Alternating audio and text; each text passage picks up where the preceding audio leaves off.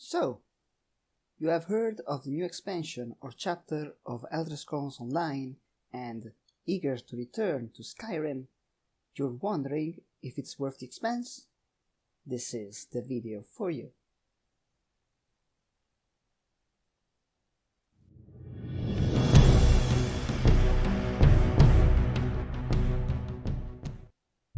Hello and welcome to a new Warren video and our review of the new Elder Scrolls Online chapter, Greymoor.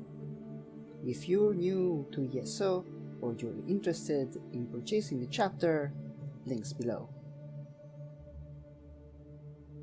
Greymoor follows in line its predecessors in most regards.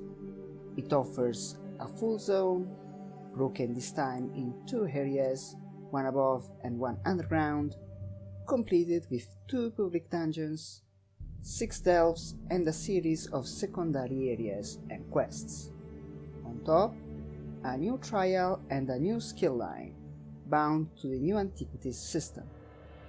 And 3 houses. The chapter is part of a year-long story, The Dark Heart of Skyrim, started with the dungeon DLC Storm some months ago, similar to the Year of the Dragon storyline set in Elsewhere last year. The new chapter of ESO picks up from where the prologue questline and the former dungeon DLC left off. I shan't spoil the plot, but suffice to say, it's standard ESO good, with enough twists and a few returning faces, but, as expected for a story meant to end not with the chapter, but with the DLC this winter, many questions remain unanswered. The plot is appropriately dark and mysterious, with witches, vampires and werewolves, and far from a Skyrim ripoff, although, as it is often the case, it's the side quests that really add meat to the main plot. There's a lot of side stories as usual to be had, and yes, representation is a thing for those of you interested in that. The new format of 2 overlapping zones has though its pros and cons.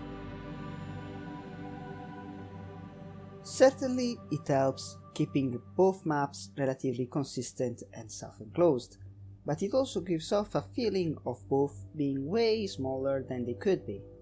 For Blackreach that's doubly true, since it's broken in 3 different, loading screen separated mini areas. That said, all the new areas are simply gorgeous to look at and explore, and yes, there is also the usual questline sending you all over the place to complete a collection of sorts, so you will have a hook to see it all. The stories are nice, the callbacks are there, but the basic format of the content hasn't really changed, for good or bad. It is more of the same, but that same is, to be honest, a very good one. The delves are more intricate, the world bosses as fine as always. The Antiquities minigame, while interesting, it is a nice, niche pastime with a bunch of very interesting rewards to be gained.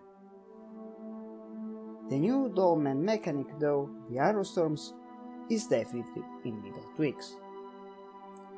In an attempt to complete them all, the counters per each side span from an hour to 2.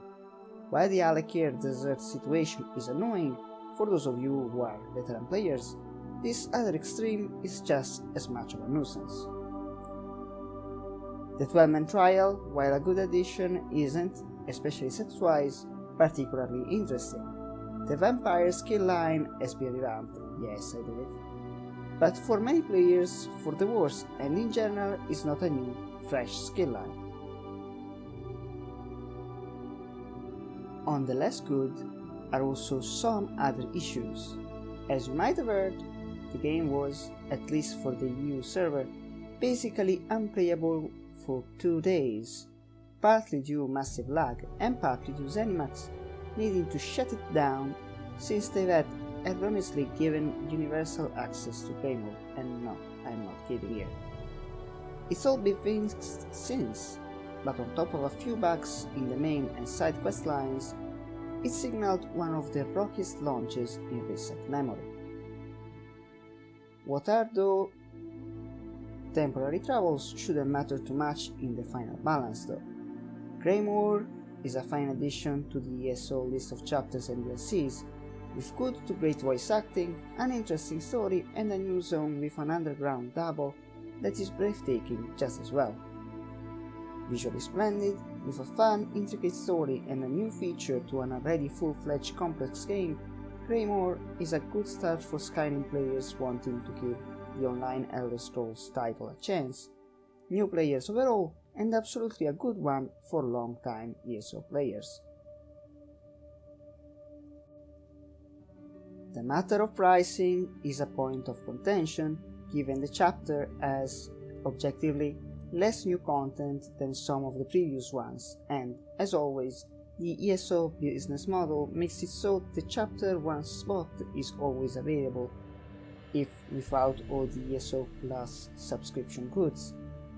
Thus it's hard to make a comparison against the other two major competitors, WoW and Final Fantasy XIV.